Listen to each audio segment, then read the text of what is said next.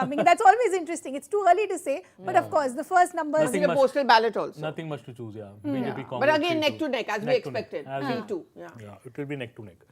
Already getting some reactions coming in. I was just seeing a flash on one of our groups where HDK is saying that, nobody has really contacted me so far.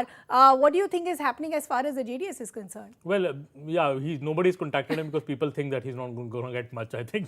So, I think the contact with JDS will only happen once the results are clearer, because contact with JDS also means that are you ready to make Kumaraswamy the CM again and not, BJP and Congress don't want to become the CM. So Which is why also I think both the parties would obviously want that it's a clear mandate, And it's not a khichdi sarkar. And JDS is banking on that luck that, it's going to be no clear majority and one of them is going to need us. So we thought the same in Punjab also. I remember we were all discussing this. But I just apologize for interrupting. I think you have the Chief Minister speaking. Let's just try and listen in.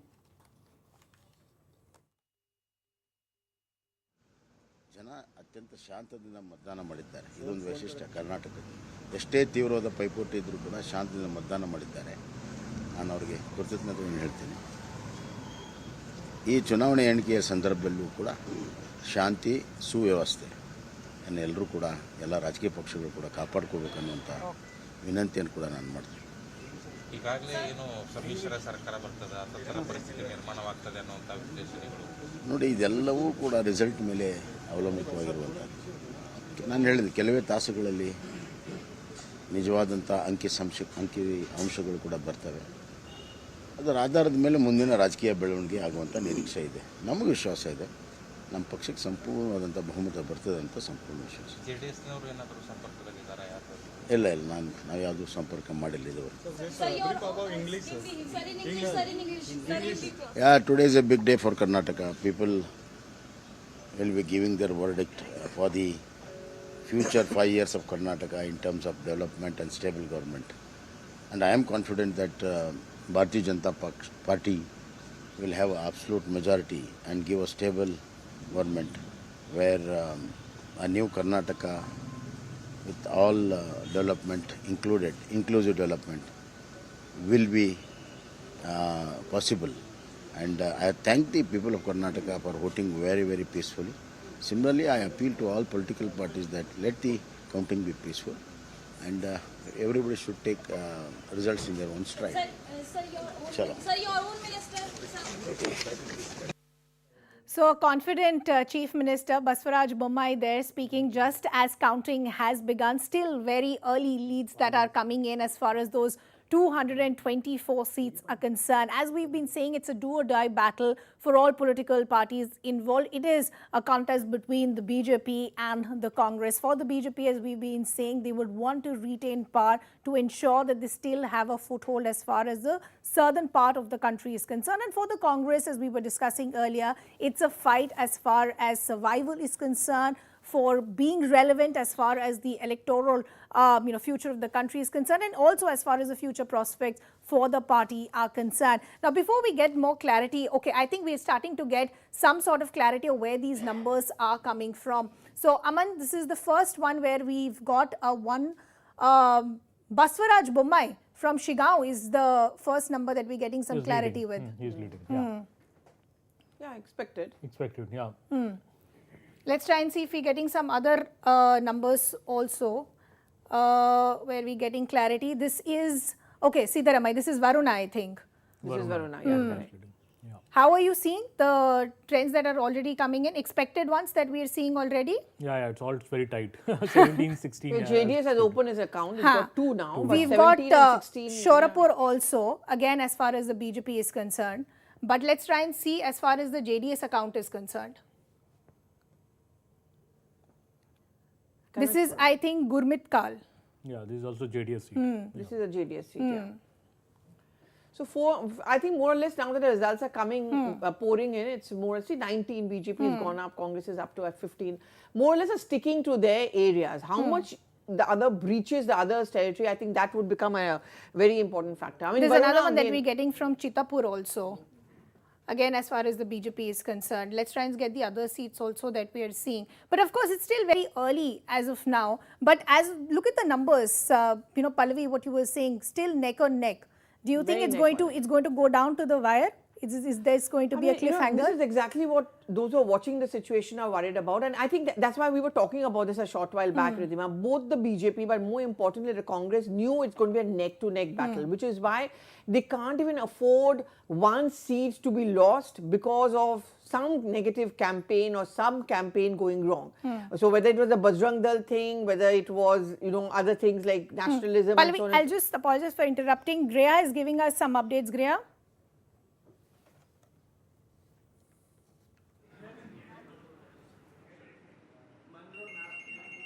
Okay, more phones are ringing. From Kalburgi, Anand constituency, Bojraj Congress. Yes, we're getting leads from Kalburgi, Zaka, constituency number 46, Alan. Congress getting more phone calls, but 46. 46. Do you have more? Like as far You have more? Bidar, Basav Kalyan, BJP is leading.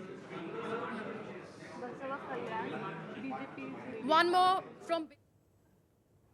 Aman, we're getting some other numbers also that are becoming clear. Let's take a look at some of the other Congress ones also that are now becoming clear. This is Bellary that we are looking at, and this is Nagendra as far as the Congress party is concerned. I think this is another one that's opened up now. Let's take a look from where this is also coming in. This is Bhai Hongal, again Congress. This is Shivanand. How are you seeing where the pockets of these numbers are emerging from as of Niche, now? I think the old Mysuru, if you see Niche, Congress getting the blue patch. And this is there, what we 2 were seats. discussing a short while ago. This is Kanakpura, I think.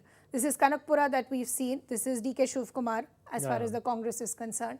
Let's take a look at the others also that we're seeing in this entire region. And this is what I think Aman was pointing out a short while ago, that as far as the call for the Bajrang Bal in their manifesto is concerned, this would have an impact as far as these areas is concerned, because that's where the Congress would want the Muslim vote to work in their favor. But I just want to go back, Pallavi and Aman, to some of the polarizing narratives that we saw just, you know, as far as the campaigning was concerned. One, of course, was the quota promises, where the BJP said we'll take away the Muslim quota, split it between the Lingayats and the Vocaligas. Then the counter to that from the Congress was, if we are voted to power, we'll try and bring that Muslim quota back.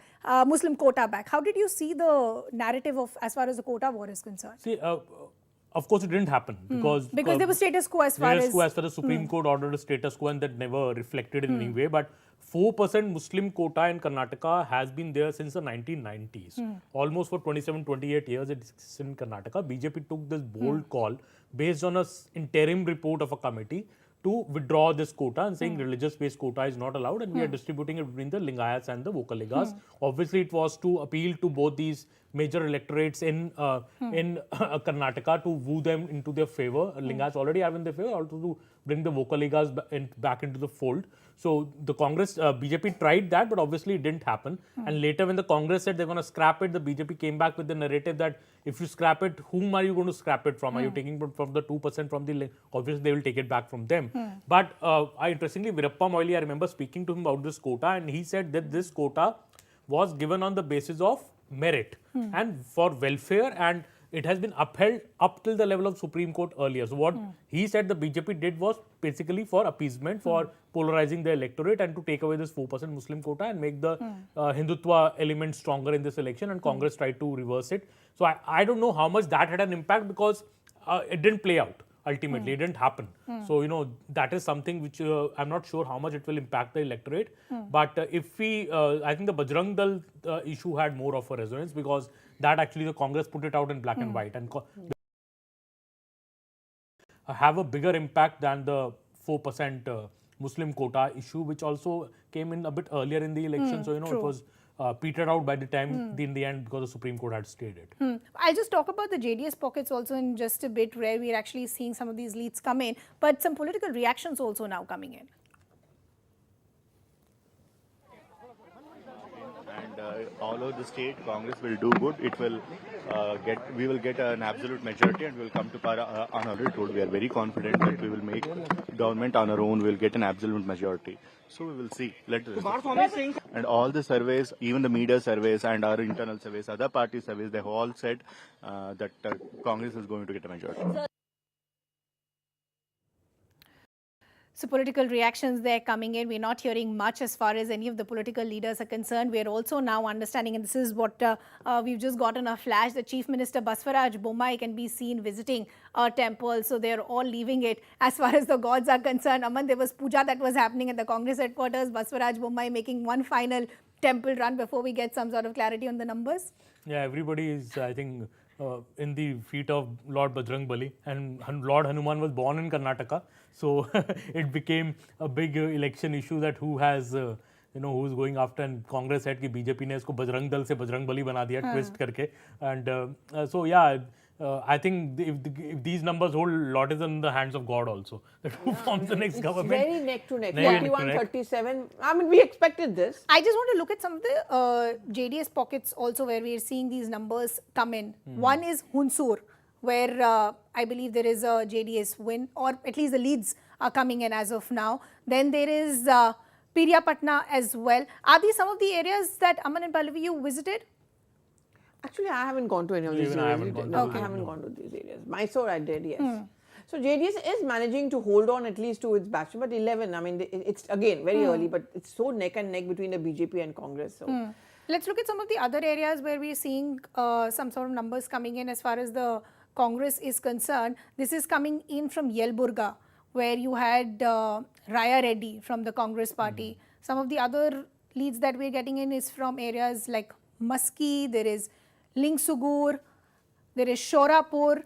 Which are some of the areas that where the key fights, which will be interesting to watch out for? Pallavi, what are the key fights and area constituencies that you're looking at? I would look at Mysore. I think Mysore, I would say, is quite an important area because that's also seen to be the JDS. See, the Congress's fear was always that, and that's where the fight for the Muslim vote came in from because I think the 12 to 13%, if I'm not mistaken, kind of Muslim votes there. So, so the Congress needed the Muslim vote bank, which is why the Congress went, they were caught in a bit of a bind. I mean, the Bajrang Dal was something which was clearly dictated by this belief that the only way we can match and ensure that the JDS is out of the race and is not a threat to us, because the JDS rise is a problem for the Congress party, is actually catered to a minority vote bank, which is the reason why the whole Bajrang Dal thing.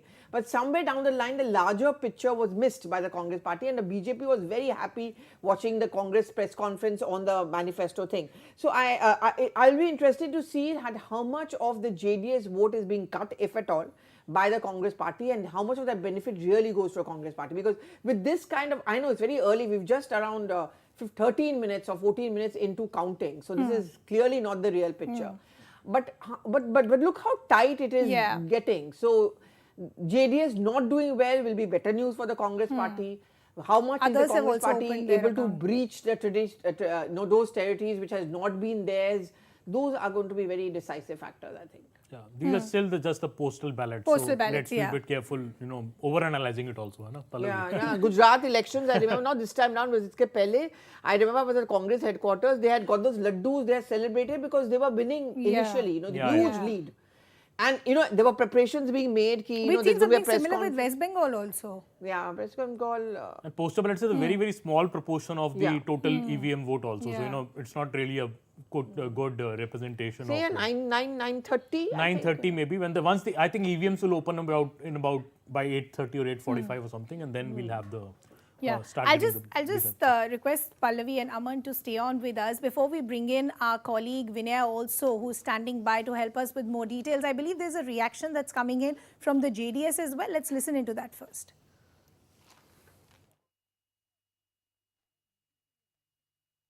No. You see, we have not decided it, whether we have to go for coalition or we have to go for again election. Because this is verdict, we feel money has been used and they have utilized media, survey. Whenever who will survey it? Though we will get money, they will make the survey. We don't have money, we got only people power. People are with us. So again, we will sit and we will decide. Okay, so reactions that are coming in from the JDS saying as of now we've not decided which way we will go, whether we've made some sort of, have we looked at some equations. The JDS is not wanting to give much as of now. But I believe our colleague Vinaya is also now joining us on the broadcast. Vinaya, good morning. Where are you joining us from and what are you seeing around you? Okay, we'll just try and get our colleagues back as well. I think they're also busy getting some reactions and others that are happening. But Aman, before we get talking more about the numbers, you've all covered a lot of elections. Why don't you give our viewers a sense of what is the process that happens as far as the counting is concerned? Because for anyone who's just gone and voted wouldn't understand the layers that are involved, the number of times counted, what's the difference between a postal ballot and the EVMs. Why don't you talk to our viewers about what's the process before we see what the final numbers So are? the postal ballots are essentially for the servicemen and the employees who are not there in the state right now but want to still cast their vote, and they should cast their vote. So postal ballots is also a very, very small proportion of the entire vote. So what is essentially opens first in every election is the postal ballot, and the at-home ballot, which for senior citizens for the first time was introduced in the Karnataka elections. These are the two kind of ballots which will open first. So by about, we can say about 9:15, we'll have these ballots opening first, and these will be very, very small proportion of the vote. So the leads essentially in the start may not be a true representation of the total picture. We, I think, should wait till about 9:30, 10 o'clock to know the clear trend. But as even in the postal ballots, if we see right now, and it's just 20-25 minutes into the counting, you can see a very, very close neck-to-neck fight, 62 BJP, 53 Congress. Interestingly, I would say in this initial lead is that the BJP is in front, which many have not been saying so far. Many have been giving the lead to the Congress, that the Congress will be the single largest party. It is still very tight, 65-59, almost more than half the seats, the postal ballots have been counted. But JDS also at 15, so JDS also is not collapsing in that big manner that everybody thought they would. It got about 36-37 seats the last time, it's already at 15. So anything above 20, I think, will be a decent performance by the JDS in this election. It might become the key kingmaker if that happens. But I think, so let's wait till the EVMs open about 9 a.m. So I think around 9:30, when a couple of rounds are counted of the EVMs, then you get a bit of a clearer trend on who's winning and who's behind. Right now it would be a bit early, but it seems like if we go out and we have to say something right now, I think it's a close fight, as we can all see on the big screen. Yeah. And I believe our colleague Ritu is also now joining us, and she in fact is joining us from Mysuru. Ritu, good morning. Talk to us about where are you joining us from Mysuru and what are you seeing around you? Well, so my presence is right now in Mysuru in front of former Chief Minister Siddaramaiah's house that I'll try and show you the visuals over here. Right now it looks completely calm because the curiosity is all on the numbers, where the leaders are all inside the house, the eyes on the television, they're trying to see what exactly is happening, what the up and down with the numbers in fact. So that's the number game that we're talking about today. But meanwhile, you can also see a poster right there of Dhruva Narayan, who's the Dalit leader of the Congress. Remember, he died in the month of March, and his son was given a ticket, Darshan Narayan from Nanjangudu, again from the Mysuru. So there you see the postal still stands in front of Siddaramaiah's house.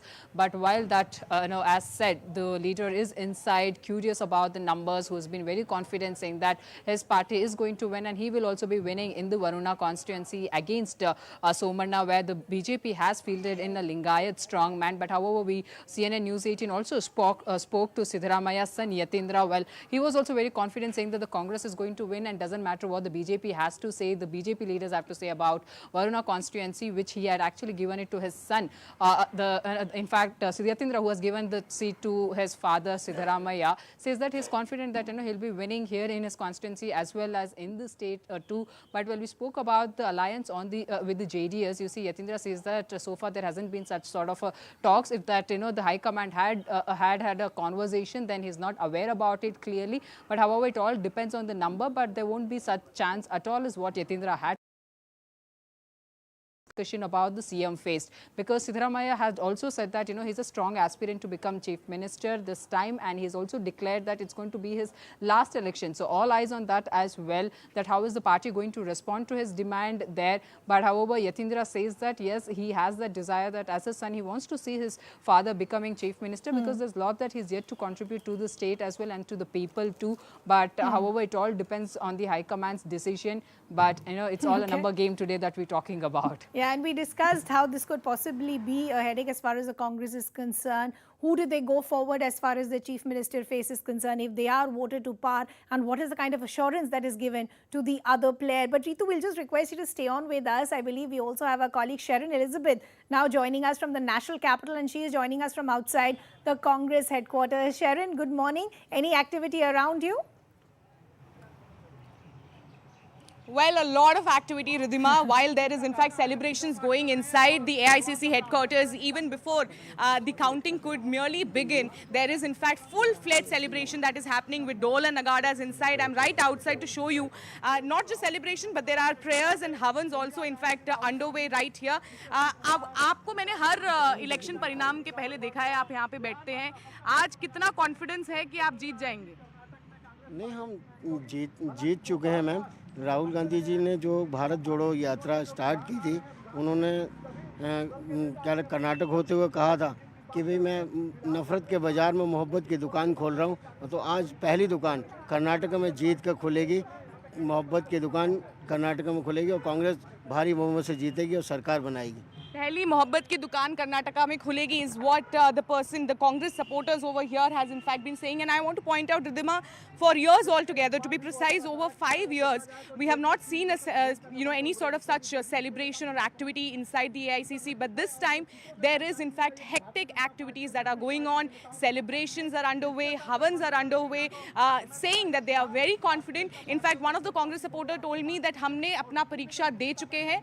अब परिणाम हम बहुत confident है, इसीलिए अभी से celebration start हो चुका है. But Sharon, but many would say it's just about not even 8:30, and EVM counting will begin somewhere around as far as 9:15 is concerned. So maybe a bit overconfident as far as the workers are concerned, because one of them just told you, जीत की क्या बात करें, हम तो already जीत चुके हैं.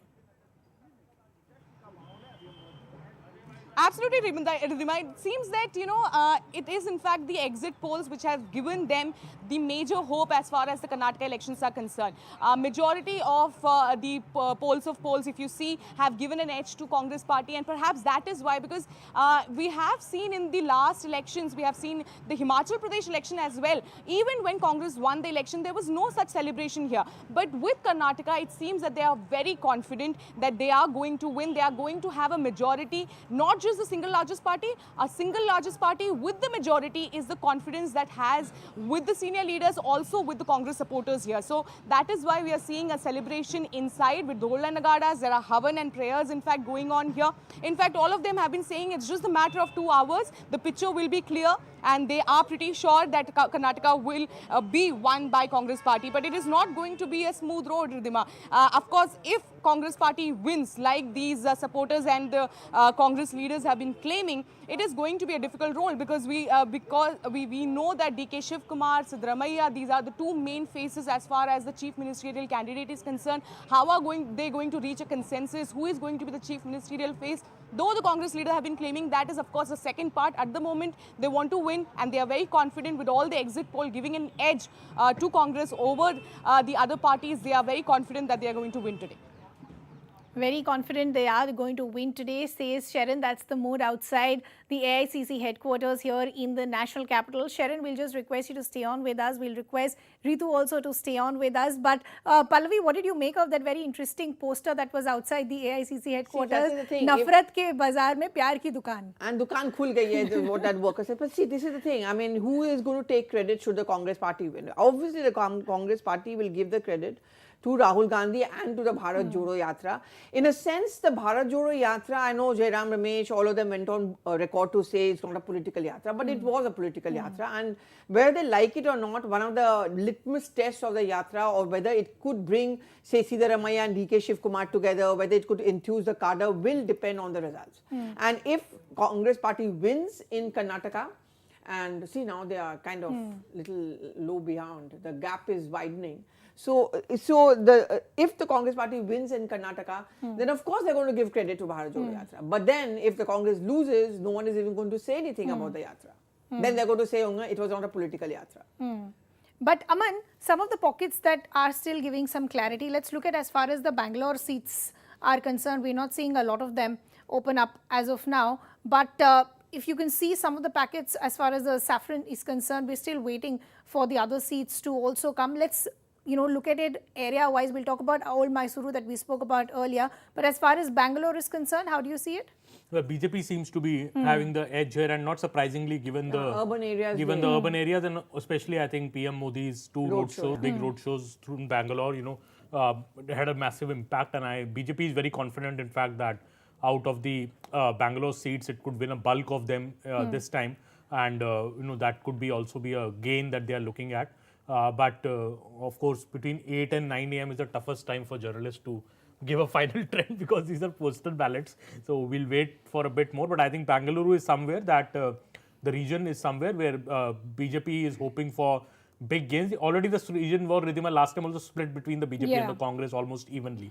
Half of seats were won by the BJP and Congress. But this time the BJP is hoping that it can win more seats in Bangalore. And despite the huge problems that we saw last year in Bangalore in terms of the drainage and the whole mess that happened, but still the BJP is hoping for bigger gains. And as far as the Mysuru region is concerned, this is what we were discussing a short while ago, specifically as far as the old Mysuru region is concerned. Is this being gained JDS, or is this being gained as far as the Congress party is concerned? It's mostly looking like JDS right now. So they're holding on to their fort as of now, if you go by the initial trend. 19 seats. Which is going to be a worrying sign for the Congress party. If the JDS starts doing well, then the Congress votes get affected, and the Congress would always not want a JDS to do well. But look at the pictures which are emerging from the old Mysuru. And if you just quickly, as of now, as we keep saying, at the cost of sounding repetitive, it's still very early, but even if you compare these numbers to some of the exit poll numbers, the JDS count is still an inch up from what most of the exit polls had given. So it could possibly go down to the wire. Well, I found their campaign, I don't know your experience, Aman, but I found their campaign very muted, very mellow. They were not there up and about, not too many interviews or sound bites apart from, Kumaraswamy and so on and so forth, a handful of JDS spokespersons. So, sometimes these people have their cadre base, the cadre votes, they're dedicated there, and sometimes you don't know, maybe they were actually on the ground quietly doing their work.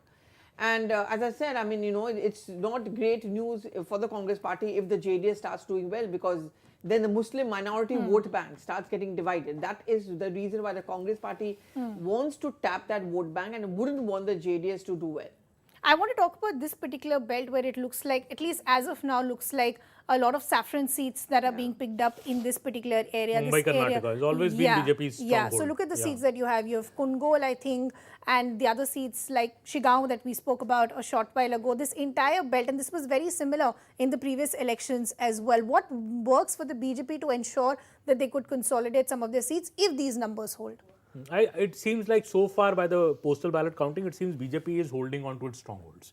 There is no great breach in the BJP's strongholds, and JDS similarly is holding on to its stronghold. JDS ka, that thing is also there. If you go to old Mysore, people, the Vocaliga especially feel ki Gowdas are our leaders. So, हमने इनको vote दिया तो Deve Gowda prime minister बन गए, Kumaraswamy chief minister बन गए. So, in a way, that Vocaliga pride in the Gowda clan, is very much there. And this time also, a 90-year-old plus Devegowda, campaigning in a wheelchair, not being able to campaign much. There was that certain kind of a sympathy also that, we should stand by the family in the difficult time. There was this whole dispute within the family over the Hassan seat. We saw all that. So, I think if JDS gets anything above 25 seats, we may be looking at a hung house in Karnataka.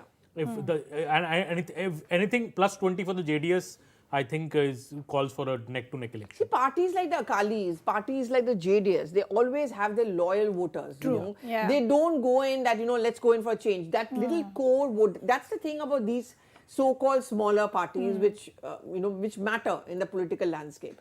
Even if they don't go out and vote or they don't go out and campaign much, but beyond the hype and all that tamasha, there are those dedicated voters who feel that, I cannot breach this loyalty factor. We have to vote for them as long as he's alive or as long as he's around. So that is, you're right. JDS doing well is not going to be good news for the Congress party. And look at the gap. Now between the BJP and the Congress, the gap is increasing even though we are talking about postal ballots right now. I just want to go back to Ritu also, who continues to be with us. Ritu, you know, when we were speaking a short while ago, you were saying political ambitions of each of the Congress leaders, whether it's Siddaramaiah or DKS, could be a headache when the Congress party has to decide of who their chief minister face will be. But over the last 2 days, ever since the exit poll numbers started to come out, what have you heard from leaders within the Congress party? One thing is very clear, see, that we do know Siddaramaiah is a mass leader and the kind of popularity that he enjoys across the Karnataka. And top of that, of course, with this kind of verdict coming out, where we're seeing now that the BJP is leading the Congress and the BJP are in a very close fight, but JDS having some around 15 seats at this point in time. As again all the exit polls predicting about that a split verdict there again. So of course there are two possible conditions at this point in time. One, if Congress gets full majority, then we will know that how KPCC President DK Shivakumar would really not be fine with Siddaramaiah becoming Chief Minister once again, because he has told it enough of time to the party's high command is that he was given all sort of an opportunity, and DK Shivakumar should be given an opportunity this time. One, he is also seen as in the troubleshooter for the Congress party, and also moreover that way we did see this time as well in the Bharat Jodo Yatra the kind of duty that he had discharged. DK Shivakumar trying to show that what kind of a leader he is and how important he is for the Congress party here in the Karnataka, and they shouldn't take any sort of a chance on him as well and consider equally for that post as they are considering Siddaramaiah as well. But for the advantage here for the Siddaramaiah is that he has really a lot of loyalists within the party, and again you see, even if the party's high command decides to go by DK Shivakumar, then the loyalists would really not be fine of Siddaramaiah, because there are so many in favor of Siddaramaiah that they would come out and speak openly to the high command saying that Siddaramaiah should be considered for this post. And on the other side, the second aspect that we're talking about, if there happens to be a coalition government as well, and that we get to see somewhere, any chance that if this happens, where the Congress and JDS comes into the picture together this time, then again you see the Kumaraswamy would really not be fine with Siddaramaiah, because we do know that what the kind of a cold bond that they both of them have, Siddaramaiah and Kumaraswamy, because they were earlier together in the party, back then in 2000.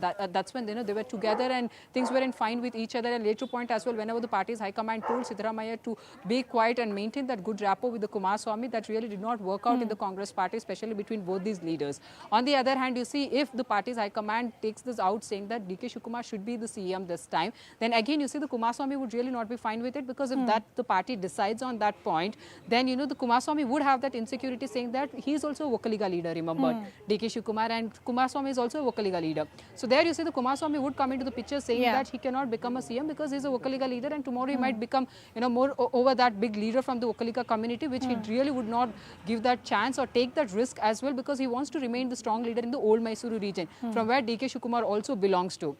So yes, there is a lot of drama that would come into the picture if all this drama unfolds there again. But we'll have to see now how is that the BJP is also going to go with that majority coming in right now with the BJP in BJP's favor. That how they are also going to go with the CM face, because we do know that how Union Home Minister Amit Shah often when he was in Karnataka, he has said that under the leadership of Bommai is that the BJP is getting into an election mode this time, and he has been a good CM as well. So that is what the statement had been from the BS Yediyurappa and from the Union Home Minister Amit Shah as well. So this time, whether there will be a change in the CM post, CM face from the BJP, or whether or that the party would be really fine with again considering CM the Bommai for the CM post as well. So this is all really going to be interesting.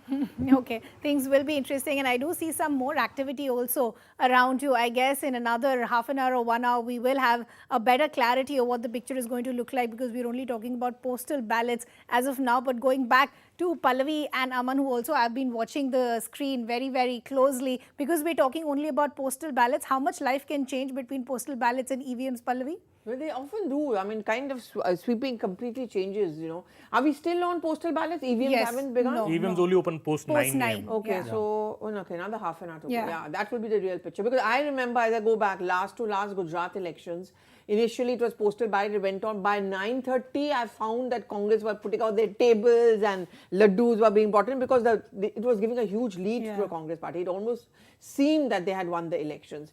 And then after 10 o'clock, everything changed. And of course, as we know, BJP came back to power with a massive kind of a mandate and so on and so forth. But yeah, I mean, but the gap I'm seeing, even on a postal ballot, look, JDS 22 is not too bad actually. From everyone writing off the JDS and talking about the collapse of the JDS, at least if you go by the postal ballot, that doesn't seem to be happening. JDS postal ballot में kingmaker बन गया है अभी तक. So we'll have to see if this holds by the time the EVMs are opened and counted as well. But just a point that I figured while we were talking to the reporters as well, Pallavi and Aman, what we saw, Congress is already celebrating. There is Dol Nagara. There's nothing happening as far as the BJP is concerned, and that's a strategy I think that they use, that you don't jump to conclusions may end up having the last laugh, you know. That don't jump to any conclusions till the time you have the final results. It's a BJP is a more. You cannot rely only on exit polls. There has been a tradition also of late exit polls going wrong. I mean, how do you decide on the exit poll? I've never been able to figure that out. I mean, your voting ends at 6 o'clock. By 6:30 your exit poll results come in. That half an hour, who's come and told you, you know, and there are people who don't tell you also. You know, who don't talk. I mean, if I come out of a polling booth and someone asks me who you voted for, I'm not going to tell that person. So I don't know where they get it from. I don't know. The exit polls, see, as per Pallavi correctly says, they have gone wrong in the past. In fact, in the last election in Karnataka, all exit polls got it completely wrong. So, you know, nobody predicted that result. And it's a tight seat. It's a huge state with every region is separate. You know, voting preferences are separate. It's a very, very complex state to do an exit poll in. Also, it is not like a state where, you know, one region, every region has a similar trend. There are issues are different in every region. And old Mysuru is very, very different from North People Karnataka. are not very forthcoming. Exactly. It's not just a language issue. They're not very forthcoming. They don't air your political. I don't know how many of them would have. And this time round, I found the Congress supporters and voters talking much, much more than the BJP one. And you know, when people come and tell you very openly, oh, I'm going to vote for the Congress, I get very cagey because why are you telling us that? I mean, you know, you're not supposed to. And you know, you try to build up a momentum. Like in Kanakpura, everyone was going on and on about DK sir did this, DK sir that. So I think the Congress is also learning their game. You try and create a euphoria that we are winning and people say, okay, chalo, inko hi vote de dete. What's the point of voting for the BJP? But I don't half know. the war in politics is all about optics, no? And also the narrative that you're putting out. But let's bring in our other colleagues also. I believe we have Purnima who is joining us, and we also have Neetu joining us this morning. Purnima, in fact, has moved from Tamil Nadu, where she usually reports, and has moved to Karnataka to try and get us some reactions and voter momentum and mood as well, and same for Neetu as well. Purnima, coming to you first. Good morning. Where are you joining us from, and what are you seeing around? Well, good morning. We are outside Yediyurappa's residence. Yediyurappa has come to Bangalore. He will be here monitoring the numbers, and at around 10:30 there will be some development here. Yediyurappa is in Bangalore. He left a day after the voting ended. His son, B.Y. Vijendra, is however in Shikaripura, and he will be visiting poll booths and he will be monitoring the counting process there. However, Yediyurappa so far has maintained that the BJP will get the majority and that there's no need for them to hold discussions with the JDS. But by 10:30, once the numbers are clear, then Yediyurappa will come and address the media, is what his camp has told us at this point in time. Neetu, coming to you also. Good morning to you also. Where are you coming to us from, and what are you seeing around you?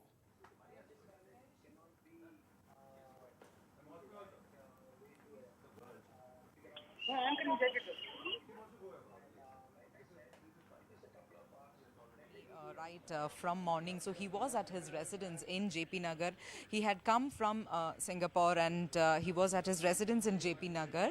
While coming out of his residence at JP Nagar, he actually spoke to the media, and Kumaraswamy was quite upset, and he was just telling about how the exit polls, he was that how the channels have only given him only about 20 seats or 21 seats, and there is not really nothing much for JDS to do. That he was saying that out loud, saying that you guys have already given me only this much, then why are you now saying that whether somebody needs my help to form a government or not?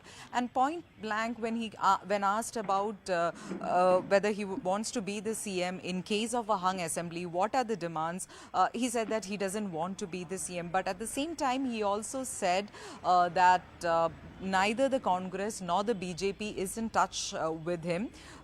Wait for another 2-3 hours, you'll get to know. That is what he kept on saying. Now, he is in JP Nagar. He went to the Gayatri Devi temple in HSR layout, and he's expected to come to this residence here where HD Devegowda is. Okay, so still early, we're not seeing a lot of activity in terms of a lot of people visiting these leaders' houses. Hopefully in an hour or so, we'll get more reactions. You'll possibly see some supporters and some activity as well. But Purnima, you've also been out and about for the last few days. What are some of the interesting factors that you've seen when you've traveled across the state? Purnima, can you hear me? Okay, we seem to have lost that connection with our colleagues. But Aman and Pallavi, yeah, but I think we're still waiting for EVMs, of course. But this looks like very different from most of what the exit polls were saying. None of the exit polls are This is why whenever anyone kept on asking me, including you, who's winning, I said, "Mujhe nahi pata. I don't want to get into it." Because I don't believe exit polls usually. I mean, maybe wrong this time round, but I am always very, very cynical because I've never understood the logic or science behind exit polls. The only ones who are happy with exit polls are the ones who run those companies, right? And the point is that, you know, we were discussing this towards the fag end. I did see BJP start getting its mojo back a bit. The Prime Minister factor cannot be denied. I remember I was sitting in Malleshwaram, which was almost the second last stop of the Prime Minister in the roadshow. You know, in these kind of roadshows, there are always going to be people who are going to be from the party builds up the thing, the arrangements done. But I was sitting inside the car because, you know, I couldn't go ahead because I didn't have a pass and all that. So I was sitting inside my car. I saw this whole thing about suddenly an organic crowd coming. There were young people who wanted to come and watch. And they were, many of them are first-time voters. I mean, I'm not suggesting that all of them would have voted for the BJP, but that was a turnaround factor. And I remember a senior BJP leader told us off record sitting at the BJP headquarters in Bengaluru. When I asked them why road shows so much in Bangalore, I mean, the Prime Minister is there for 2 days. He says, you know, for us, the urban vote are going to be the swing factor. That is what we are depending on. And it's not just Bangalore, even bigger cities like Hubli, Dharwad. Hubli is the second largest one. It's again first time young voters. That's what the BJP's calculation is. First time voters, young voters, you know, urban areas, development story, double engine ki sarkar, all of that. I mean, you know, I mean, I mean, look, the gap is wide. And look at JDS. I mean, JDS improving will always be a bad story for the Congress party. I mean, still, I mean, let's see how it works out.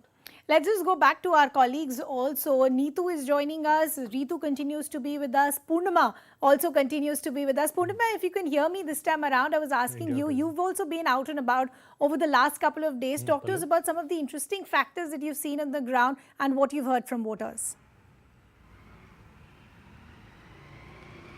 Well, I travelled to Shikaripura, which has always been Yediyurappa's bastion. He had won 8 times. Only once he lost, that was in 1999.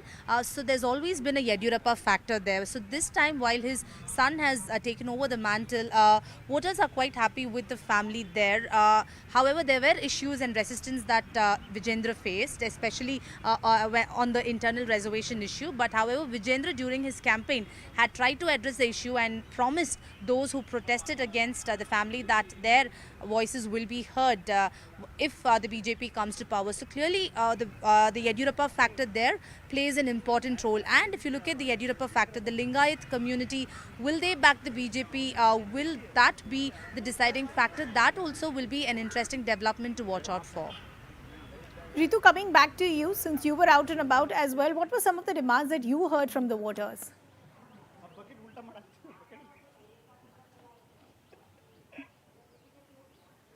Was that to me? Yes, yes, Ritu, to you. Can you come again? I was just asking, you were also out and about. What were some of the demands that were reiterated by the voters to you? What would they want to see in their government that is elected this time around? See, interestingly, this time when I was in the coastal belt, that has never been a scene earlier actually, but this time there was slightly a change. You see, in Uttar Kannada that we're talking about, Bhatkal or the Karwar, Kumta and the others, in the towns of this particular Uttar Kannada, there we have seen how much of these communal issues have actually come up earlier in the past. But however, this time you see the people itself, they themselves want to work on their image. They don't want to be considered with that kind of violences that had actually erupted earlier, and they don't want that image. So what their clear demand this time was that they are looking for a change, and development remains to be their key point as well, where they were talking about the kind of facilities that they need this time, any party who comes to the power. And moreover, you see the kind of issues that the fishermen are actually going through with the kerosene, the kerosene prices being too high, and also the quota that they on regular basis that they are not getting. And that was again their major concern as well. On the other hand, they really need a concrete roads as well, the national highways, proper national highways, hospitals again, the multi-speciality hospitals in specifically, if we really have to talk about that, health sector there, and also the proper education system as well. So these are all their main concerns this time in the coastal belt, where they really want to look forward to a change, to a development remaining their major concern this time. On the other hand, in the other part of the Karnataka, party had come out, this is somewhere reaching to a lot of people, lot of voters as well, where they are saying that last time when Siddaramaiah was the chief minister, he brought out a lot of schemes, Shira Bhagya, the Bhagya schemes that we're talking about, that had actually benefited many of them in a huge manner. So they really this time also hope that if Siddaramaiah, the Congress party, comes to power, and the kind of manifesto that they are talking about, this remains to be very local, and also somewhere where we can see as in all this as in the basic amenities as well for the people. So they want to concentrate on that part as well. So if party comes to power, they want all this to be implemented immediately, and not that it gets discontinued going further as well. So that is something that the voters really do not want to entertain that way. But on the other hand, you see for the BJP, with a lot of promises that they have made, and also come out to speak that to say that that there is a double engine Sarkara and who has worked for the development. That has actually somewhere worked in the Bengaluru as we talk about it, so in the urban part of the city that we talking in the urban part, of course, that we're talking about. So that is somewhere actually worked. So because people are quite happy about the fact of Bangalore-Mysuru Express highway coming up, and also the metro line work, construction work going on. So all these facilities actually they have looked at it on a serious note, and they are considering all this as well. But with all that, that is just not enough as well for the Bengaluru, because they do really need a lot of other facilities as well, because the kind of floods that we have witnessed in the last year there again. So this time they don't want similar situations to actually come into the place. So they want proper SWD to come into the place with any party coming to power as well. So yes, those have been the concerns of the voters. But again, we'll have to see that how is that any party coming to power will address all these issues. Okay, and coming to you also, Neetu, and I know there was a bit of confusion of who we were coming to a short while ago, but you've also been out on the road. What are the kind of demands that you've heard from the voters? I have initially been mostly in the northern Karnataka side, especially in the Bijapur constituency and the Badami constituency. See, one thing which I've noticed in both these constituencies was that it is a lot of backwardness there. Development is something which is on the mind of the people in Vijaypura. Their basic demands were proper roads, drinking water facilities 24/7, and sometimes they were even saying that even forget 24/7, at least every day if we get drinking water, that would have been better, because sometimes they get about water in 9 days, 10 days, and there have been days where they get it went up to 15 days. So these are some of the major issues, and I would say like traveling to other parts of Karnataka also, I feel that these are one of the most backward places in Karnataka when it comes to development, and these are the border areas. Like you travel about 30-40 kilometers, you reach Maharashtra. So in Vijaypura, this was a demand that we heard from people: development, drinking water, roads, jobs, industries. These are something which the people really wanted. And in these areas, normally people migrate from the district to other places in search of better opportunities, be it for job, be it for education. And in Vijaypura, if we talk about, these are all places which have great tourist centers, like the Gol Gumbaz is in Vijaypura district. It is the second largest home in the world.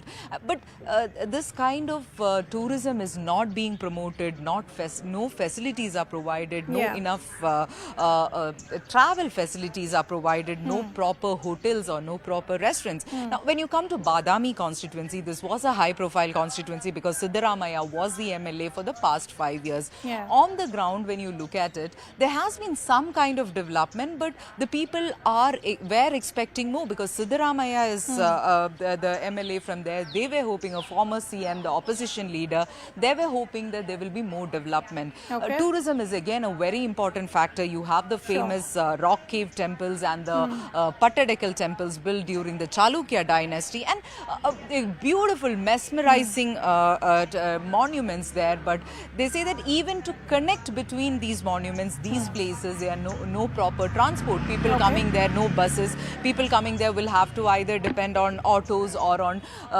taxis, and they charge more. No proper restaurants, no proper stay facilities. So these are some things which people wanted change.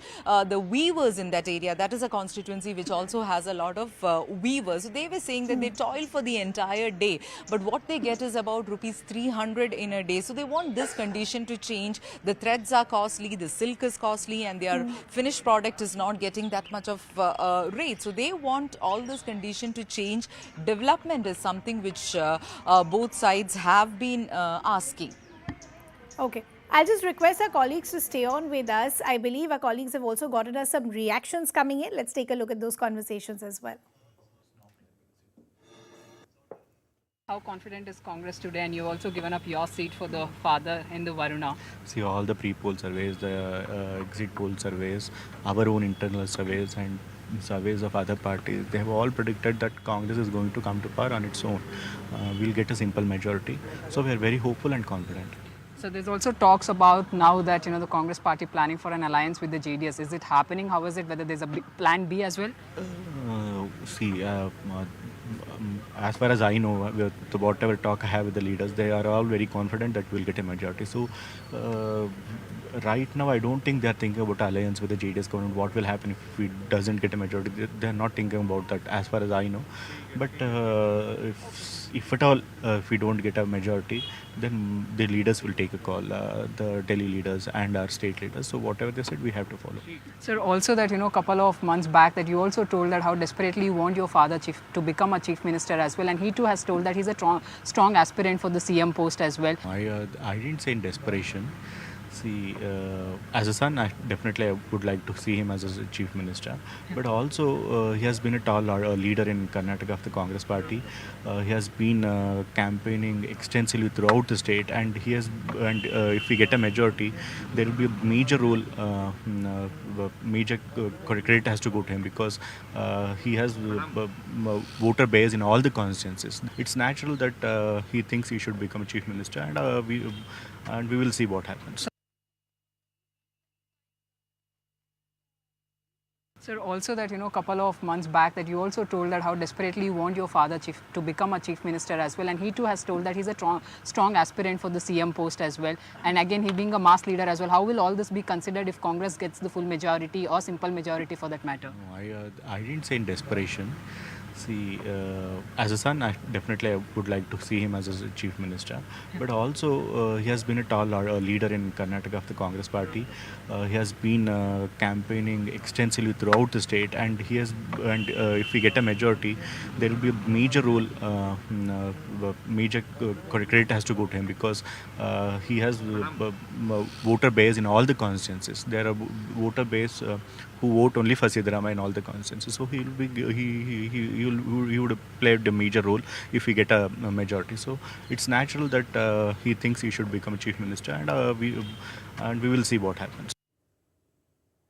Okay, reactions there coming in. Aman and Pallavi, it's almost going to be 9, so we'll expect some leads coming in as far as the EVMs also are concerned. But how do you see the numbers as far as the postal ballots are concerned? Every seat's and how much should we make of these numbers? Yeah. Because these, as they're staying quite long. It's almost 9 o'clock, an hour to counting, right? By now, the EVMs should have begun. EVMs will begin by 9 o'clock. It should begin, but right now, also must remember, postal ballots are just, as I think my colleague DP Satish just told me, only 90,000 people have opted for postal ballots. which also includes those who opted for voting from home. So this is just 1 lakh people ka, in a way the representation of just 1 lakh. Which is very people, small which is compared very, very to, small, yeah. very minuscule. So we need to, I think, hold our in all horses state for another. elections, Congress party always wins the postal ballots. That's Yeah. the joke. Yeah. They win the postal ballots. So yeah, so they can never ever be a yardstick. It'll be interesting. But still, even if by postal ballots, really, Ridhima, JDS is someone which is really interesting me, because people are talking about a complete wipeout of the JDS. So much so that I remember when we were planning our travels, and often we would say, "Kaun jayega wahan pe?" JDS is not even interested. They came across as disinterested. Very interesting. I remember when I first landed in Karnataka, I actually took the Karwar route. So from Goa, incidentally, Goa has a holiday today. So Karwar, so when I entered, the first office of a party I saw was that of Aam Aadmi Party. And then I went to Hubli, and again the first office I saw was of the Aam Aadmi Party. But this is one state election where AAP has just not been there. Yeah. That is one relief for the Congress party, because if AAP... Nobody's eating into your like votes. Gujarat, for example... Punjab we know, but Gujarat, for example, what really hurt the Congress was the AAP. Yeah. I don't know whether this is a tactical move, this is a sign of opposition unity, or what it is, or AAP being caught up with its own problems. But the JDS figures, if from the EVM shows this kind of a rise and performance, then the Congress would still be worried, I'm saying. Yeah, but Aman, what I want to understand, because these are still postal ballots, but if you just look at some of the areas and the pockets, it looks very similar to what we'd seen in the last elections. And the reason that I'm asking you this is the Congress's criticism against the BJP had been that the only work that the BJP knows is to polarize the narrative, whether it's hijab, whether it's halal, whether it's as far as the Kota Rao is concerned, and none of that will have a resonance as far as the voter is concerned. But if you see some of these patterns that are now emerging, it looks like all of that, if these numbers hold, again repeating, postal ballots to EVM, a lot could change. But if these numbers hold, it possibly looks like a polarizing narrative could work as far as politics of Karnataka is concerned. Is that a reality that people will have to live with? It seems so. It seems so, Ridhima. And now you see, even in postal ballots, the Congress is up at 107 and BJP is down to 89. So, this has changed very quickly, and let's see what the EVMs hold in for. But I think most, if you go just by the postal ballots, I think parties are holding on to their strongholds. The JDS is holding on to old Mysore. In Bangalore, if you see, it's still a split verdict kind of a thing. But I think the Congress is making some big gains, if you see in the bottom, the south region. Here you see this almost looks like a Congress, a lot of domination there. And increasingly, I think also in the northern Karnataka parts, I think that is the region that, northern Karnataka has, I think Kittur and Kalyan Karnataka together have 90 seats. And if I remember, the Axis poll has given them 60 out of the 90 seats. So that's a big number. Congress really needs to do well there. Even here, Congress seems to be, Central Karnataka Congress seems to be doing well. So clearly it seems that, even in the postal ballots now, Congress is getting a lead, and we have... And I just want to actually just do some regions as of now, as we were just talking about Central Karnataka as well. But let's just look at, some other areas also where we can just try and understand what's happening as far as the numbers are concerned. And Coastal. Yeah, but of course, this will take a while before we can have these, a clarity as far as these numbers are concerned. If we just go back to the overall to try and understand what really is happening, as of now, I think these numbers are not getting updated, but we'll... now it looks like, at least as far as the postal ballots is concerned, the picture is pretty much clear. But of course, as far as the EVMs is concerned, we'll still have to wait and see. But which are the areas that look very interesting to you, Pallavi? Now, see, numbers are fluctuating very, very quickly. As of now, it's saying 106 to the Congress and 90 as far as the BJP is concerned, and a good 26 to the JDS I think by 11 o'clock we'll... 10:30, I think it should be clearer. No, just because I'm saying 11, you have to say 10:30? Come on, a man has to disagree with a woman, Ridhima. No. We have to be fast. Maybe by 10. मेरा कहने का मतलब है 9 बजे EVM खुल जाएगा. अगर 4-5 round भी EVMs का काउंट हो गया, by 10:30 it will relatively become clearer. But clearly, I think the game has changed a bit with the postal ballots. The EVM, I think, opening any moment now. The game seems to be changing a bit. में तो हो सकता है कि government employees हैं तो BJP को vote ज़्यादा पड़ रहा हो शुरू में, but Congress this northern Ridhima, if you see that whole northern region up, if you lots of blue there, even in the Mumbai Karnataka region. Yeah. This is like the the BJP stronghold. Yeah. If here so I don't know if we can get those pictures up, Ridhima. Maybe at some point you can, to make a comparison, maybe an hour or so later, how it they was did last in time round. And I think we'll how just much- wait a bit for that comparison also, to try and understand which are the areas that they've retained and which are the areas that they've made inroad in. But just look at the kind of difference that it holds, Pallavi. If these are numbers now, but what has changed from the last election to now as far as the Congress is concerned, if these numbers hold? But I think on the ground, as Aman was rightly pointed out, their organization certainly in Karnataka has been much more clued in, much more. Karnataka, very interestingly, for the Congress party, has been one state which has sat. Remember for Indira Gandhi in Chikmagalur, after back with that, Sonia Gandhi, Bellary. So there was that connect. I think that was one. I remember I was being told that Sonia Gandhi stopped going out for campaigning. So this time round, when she was asked to come to Hubli, Dharwad, she told her party people, "Why do you want me there? I just don't want to go there. I mean, I don't want to campaign. Ill health and all of those factors." But they felt that the Sonia Gandhi, that the Gandhi name, they call her Choti Amma because Amma was, of course, Indira Gandhi, and the connect of the Gandhi women with Karnataka politics as such. They thought, maybe she could be useful in that very critical Hubli, Dharwad area. I mean, that's where, you had a Jagdish Shettar and all of them are standing there. And she got a lot of buzz, but for all the wrong reasons, the sovereignty comment and all of that. But, Karnataka is going to be, it's very important even for the Gandhis, certainly. See, that this is also happening for post the so-called disqualification of Rahul Gandhi. They are going to see this as a vindication for what the Congress says was all the wrong done to the Gandhi families. 1978 May, wrong done to Indira Gandhi. No one is talking about the wrong done by her, but the wrong done to Indira Gandhi. She comes back through Chikmagalur. Sonia Gandhi contesting from Bellary opposite Sushma Swaraj. So they feel that this is one bounce back. I'm sure the image makeovers and the strategists for the Congress party and for Gandhis, Rahul Gandhi particularly, are going to be using this as a benchmark should the Congress party win. Look, you disqualified him, the people have responded. Look, the Bharat Jodo Yatra was the most successful and the longest leg through Karnataka. People have responded to Yatra. That's how they're going to build it. We heard that voice, right, who was speaking to Shireen. Yeah, I think that's interesting because, see, you had a new Congress president, Mallikarjun Kharge came in. The Bharat Jodo Yatra. These are going to be talking factors as far as the Congress is concerned if these numbers do work, as far as, solidifying by the end, the EVMs are also brought in. I think Mallikarjun Kharge, Ridhima, is an important factor in this state. He comes from, the state. Exactly from that region where the Congress is expected to do well. Dalit face, I think many didn't. He played that card also. Many in the media didn't cover Kharge. I know Pallavi went and interviewed Mr. Kharge, especially in Kalaburgi, which was very good. No, I didn't go to Kalaburgi. I went to Bangalore.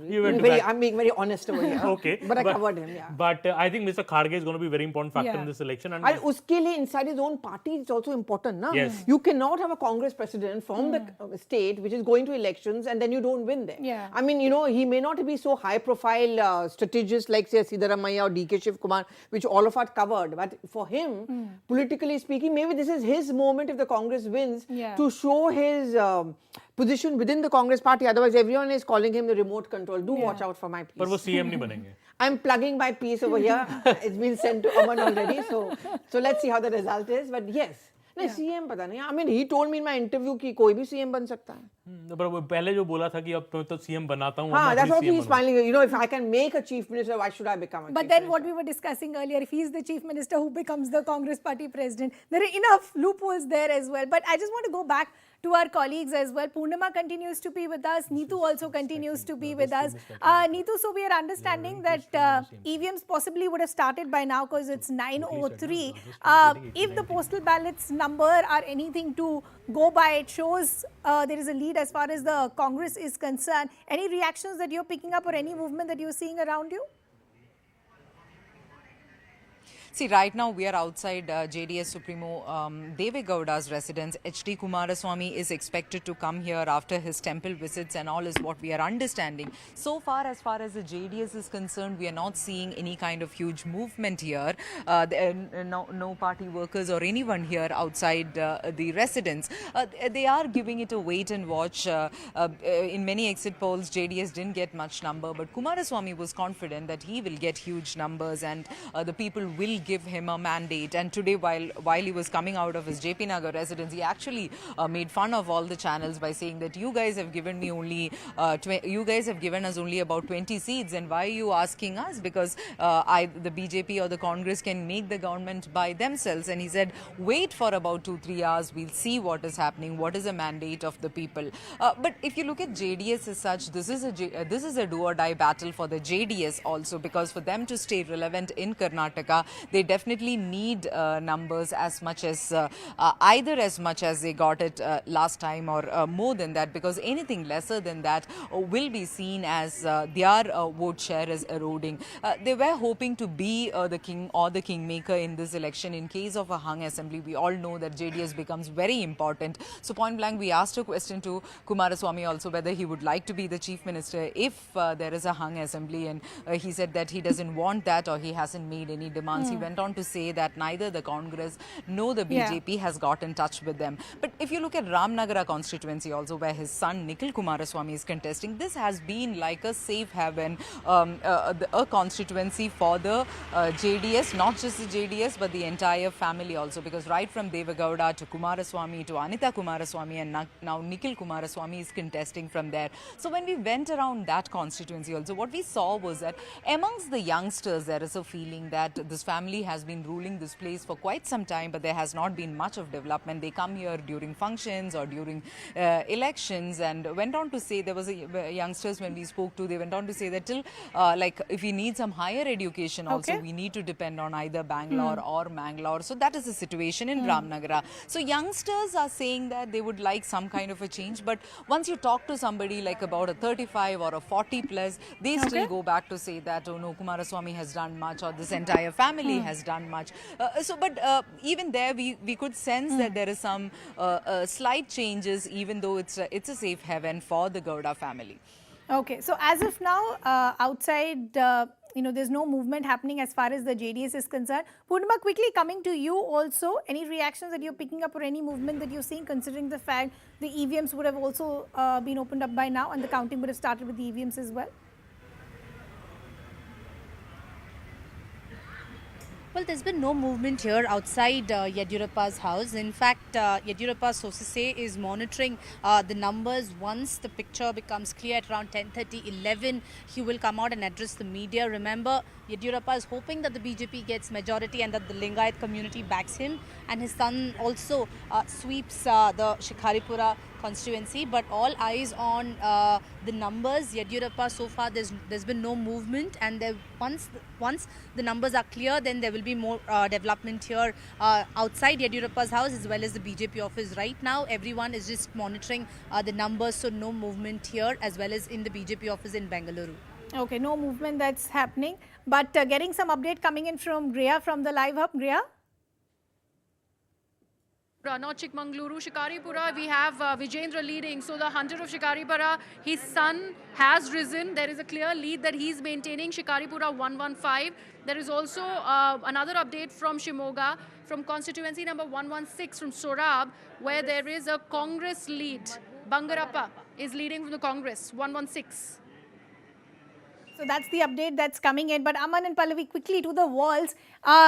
112, the magic figure is 113. So it is looking very interesting as of now. Numbers have drastically gone down as far as the BJP is concerned. They almost got it. It seems like that. And JDS is down to now 21. So it seems that JDS may not be the as big a factor. And as Pallavi was correctly saying, if JDS rises too much, Congress will suffer. But because JDS is at 2021, the Congress seats we can say are much higher, the leads so far. BJP down to 88. Let's see what happens. BJP, I think the unofficially in the BJP, the word has been that they will touch 100 at least. Okay. Even if they don't win, they will touch 100. That is what the calculation. Let's see if BJP is dropping below 100. That's a concern area. But as I said, still the caveat remains, the postal ballots. Let's wait for half an hour more for the I'm just EVMs wondering, to open. I mean, if I can ask this question, Do you think if they had had a different CM face and not Bommai, because many people would call him a weak CM, and that's certainly what the Congress party kept on picking, things could have been different for the BJP initially at least? See, Pallavi, BJP now has changed CMs, not just here in other states also. They changed the CM in Gujarat. They changed 3 CMs in Uttarakhand. But Gujarat is a different game altogether.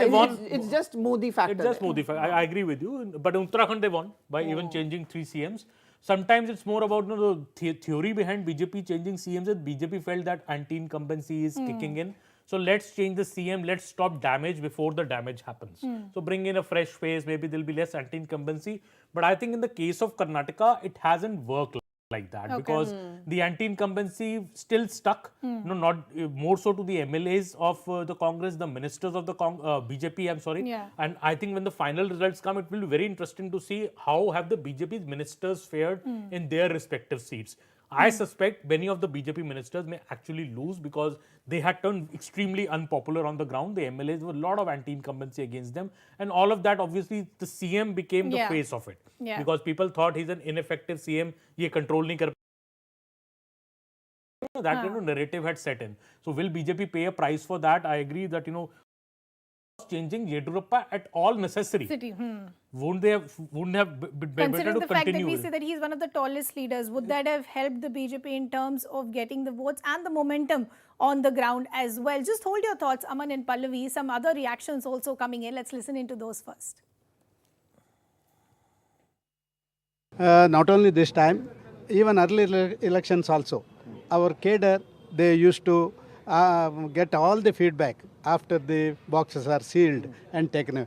So day before yesterday night, we got all the reports from the ground.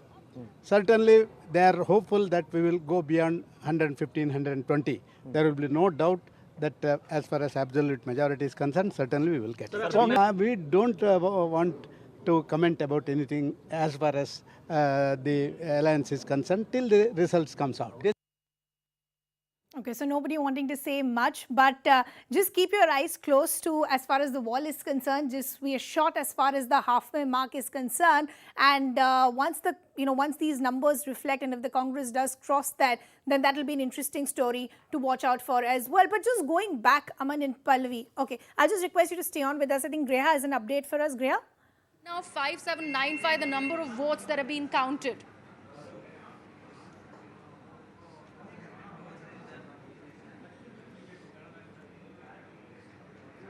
Very clear with the number that Greha was getting to us. We'll try and get her back to try and understand how many votes have been counted so far. But just looking at the story here, Aman and Pallavi, it looks like about 110 as far as the Congress is concerned, 91 for the BJP, 20 for the JDS. So what has really changed in the last 30 minutes is the Congress number has gone up, the BJP number has come down, even the JDS number, in fact, has come down. But let's go back to the story that we were discussing a short while ago. What were the challenges for the BJP? The challenges for the BJP were, do they have a mass leader? Can they really bank on the Modi factor as far as every state is concerned? And that's why do you think they decided to bank on star power, getting the likes of Kicha Sudeep and others? Did the BJP also realize that possibly Baswaraj Bommai, the chief minister, as a face was not going to turn into votes as far as the ground is concerned? Absolutely. I think the BJP realized it very early in the election that just on the face of Bommai, they won't be able to swing this election. That also explains why they had to go back to Mr. Yedurappa. And Amit Shah visited Shikaripura, went to meet Mr. Yedurappa and Vijendra, his son, and BJP made it very clear that it is Yedurappa who's leading the campaign, who will do the maximum rallies across the state. I think in the end, maybe Yedurappa has covered the state more than even B.S. Bommai in the campaign. So clearly, because Yedurappa was their tallest face, and clearly he went into the election like that, going beyond. But the challenges obviously remained on the face that, because in a state election, it is very important that who your CM face is. People ultimately are looking at that. And last 2 years have not been the best time for the BJP under Mr. B.S. Bommai. Besides the allegations of mismanagement and, that anti-incumbency, the biggest allegation was of corruption. So the corruption issue was big, and it was the first time, as we were discussing earlier, that the BJP was under fire for corruption in a state election. Usually it's the other way around. So here the BJP actually came out and said that UPA has been corrupt since 2014. But BJP was mainly speaking about its national record more. And also when they spoke of the double engine, they spoke more of what the BJP has done from the center for the state. there was very little talk of what the state leadership of the BJP has done for Karnataka. And that is what I think stood out very starkly in comparison to the Congress campaign.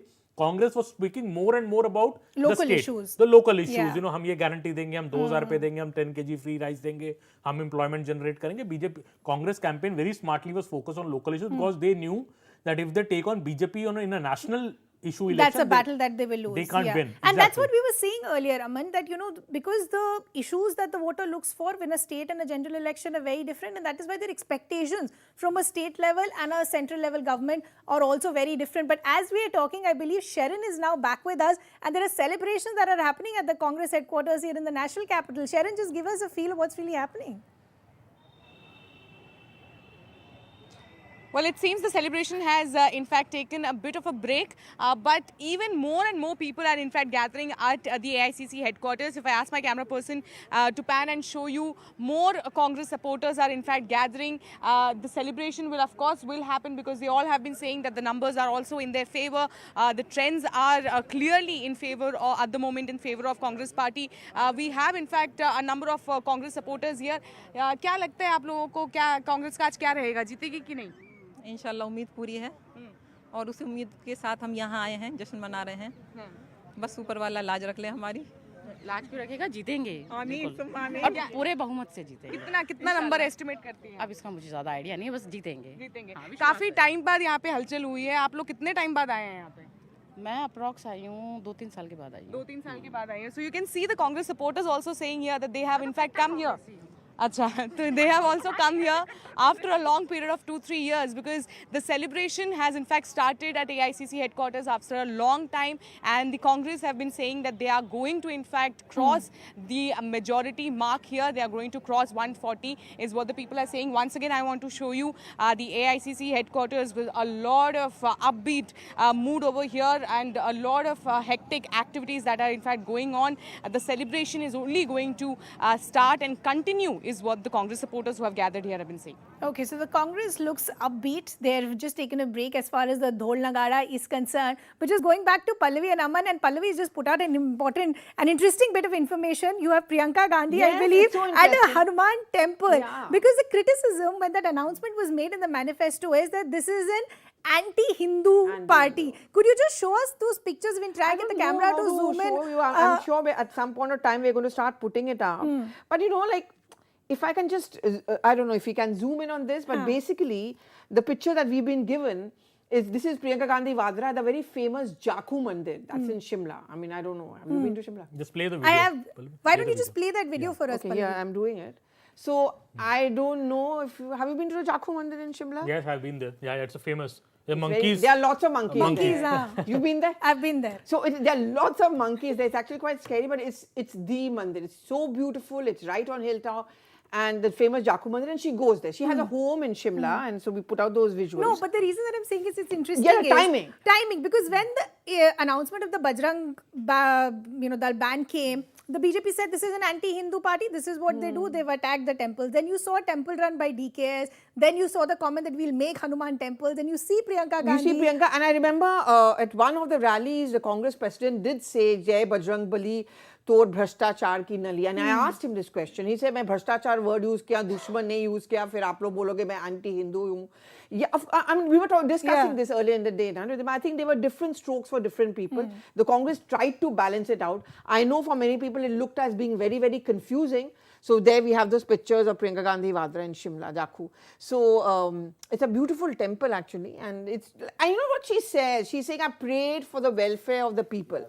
I think these pictures, don't you think, is going to be the lead point till 2024. For every time, see, they've also fallen prey to that narrative which was set by the BJP, and but you know, they will prove this Hindutva thing. And look at the day she's chosen to do this, on the day the results are coming out. And for now, the leads are going to the Congress party, if you go by the figures that we started putting out. So she's going to she's trying to send out this message. Pictures actually send a powerful message. She's trying to absolutely. At the timing of when this is happening. हमारा संकट मोचन बन गए. हनुमान चालीसा में line है, संकट ते हनुमान छुड़ावे, मन कर्म ध्यान जो लावे.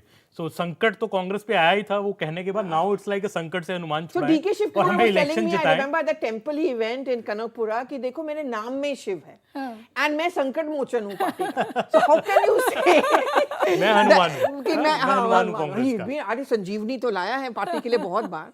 I mean the late Ahmed Patel के लिए. I remember I was there in those Ahmedabad elections. My God, it was like very tough call. Let's just bring in Harish also in the conversation, who I believe is also now joining us on this broadcast. Harish, good morning. Where are you joining us from? Postal ballot numbers are in. EVM counting has already begun. Where are you joining us from this morning? Well, I'm outside DK Shivkumar's residence here in Bengaluru. Remember, he's one of the claimants for the Chief Minister post if the BJP, if the Congress gets anything above 113. And as you rightly mentioned, indications from the postal ballot in perhaps saying that the exit polls might get it right. But look at the EVM numbers that are coming from various parts of Karnataka, and there are a lot of sitting ministers who are trailing. You have KRPT results coming in, or at least the lead coming in. There you have Narayan Gowda. He's trailing of the BJP. You have Hirekerur. You have another minister, BC Patil, who's trailing there. You have CT Ravi, who's trailing in Chikmagaluru. So big names, several of them from the BJP, trailing at least in the initial rounds of counting even of the EVM. Okay, so Harish is outside DK Shivkumar's residence. He's saying there's not much happening there. But if the exit polls number hold and if the postal ballot numbers also hold, there'll be a lot to celebrate, but also a lot to discuss as far as the Congress party is concerned. Pallavi, you've had a good break. You've been sitting. Come, let's... I feel sorry for you, Ridhima. I know, poor thing. She's been standing for such a long time. But yeah, I mean, look at the numbers which have now started coming up. 108. Guys, it's just a coincidence I'm wearing blue, okay? Please, I don't want to be trolled on this. It would have been interesting if you were wearing orange or any other color. I would have been trolled either which way. So the Congress is at 108. BJ, are these the EVM numbers already? EVM No, so EVM has just started. So this is pretty much still the postal ballot numbers that we're looking at. Well, I mean, if you go by whatever we have now, they're almost inching closer to a simple majority. And you know, this is exact. And DK Shivkumar says 140 is what we are going to be getting. So that is his prediction. And well, yeah, I mean, this is... to be very fair, it has been one of the best and most well-fought elections of the Congress party. It was hands-on. No one's ego was allowed to get out of hand, and Congress has plenty of ego. And, you know, they were very, very careful in ensuring that the narrative is captured well. Very good social media. And as Aman, you were pointing out, I think the rise of Sunil Koglu as a master strategist, because he's one of the first political strategists, apart from Prashant Kishore for a short while, he's actually a member of the Congress party. So he became a member of the Congress party. There was a huge resistance, if you remember, Ridhima, to the whole speculation from within the Congress party whether Prashant Kishore will become a member of the Congress party.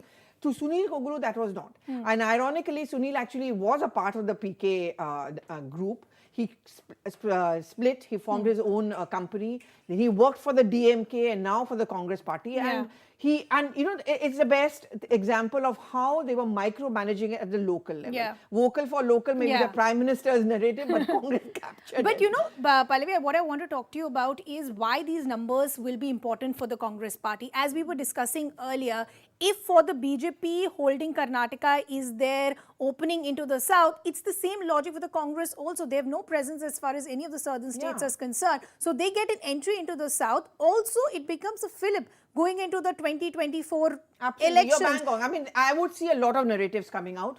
First of all, the Congress has never been seen as a North India party, more as a South India party. It is a party which was powerful in Andhra Pradesh. One of the most powerful and charismatic chief ministers was Rajashekar Reddy. I mean, you know, then Jagan Mohan Reddy goes on to join and form his own party. Pallavi, just stay on with us because I think Griya has an update for us. Griya? This is Belgaum Uttar.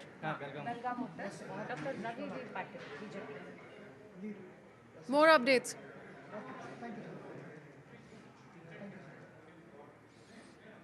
$11 लिखना. Okay, some other updates also coming in. But Pallavi, what we were discussing, it was a fight for relevance. It is a fight to show that you can have electoral success as well, because that's been the biggest criticism, that for a political party, if you don't have electoral success, what are you even doing, especially when you're up against an aggressive machinery like the BJP? Yes, absolutely. And I think they kept a lot of factors in mind. So why I was talking about North never being a Congress bastion, it's a South Indian party. It was seen as something which is very strong in the South. Andhra Pradesh, Kerala at that point of time won. Rahul Gandhi was a member of parliament when he was last an MP from a southern state like Kerala. Will this be his, should he win the case, mean he goes back to Wayanad, and does it mean One sec, Pallavi, I think Griha has another update for us. Griha? BJP is leading.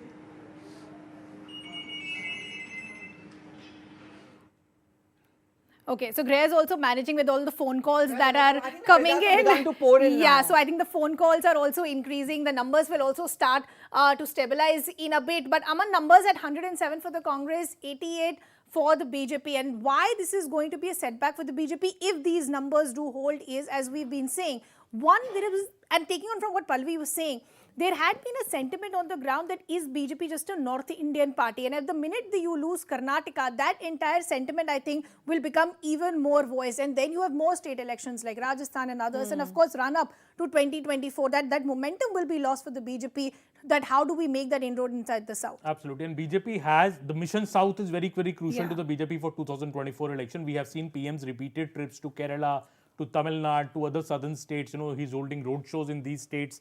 So losing Karnataka, I think, is going to be a major, major setback for the BJP. And also the BJP didn't want Congress to win Karnataka because it gives them the moment. Congress gets the momentum from the Bharat Jodo Yatra. They will link it to Rahul Gandhi's disqualification, that he has got sympathy for it. And, you know, the entire attacks by Rahul Gandhi will only increase in the run-up to the polls. But I still think Congress at 107 to 110 will still be very, very uncomfortable. Congress needs 115 to be comfortable, because even BJP and JDS can form the government if they get together in such a scenario. So Congress would only be comfortable if it is 115 plus.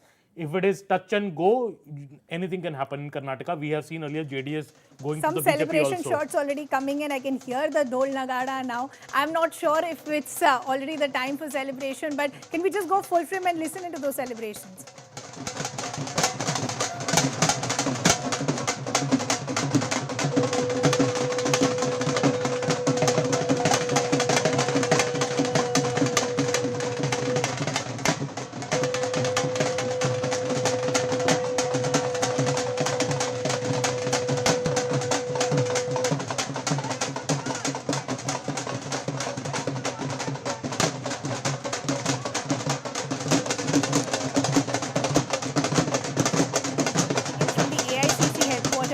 Here in the national capital, where Congress workers have already broken out into a celebration. But let's try and analyze some of the other patterns.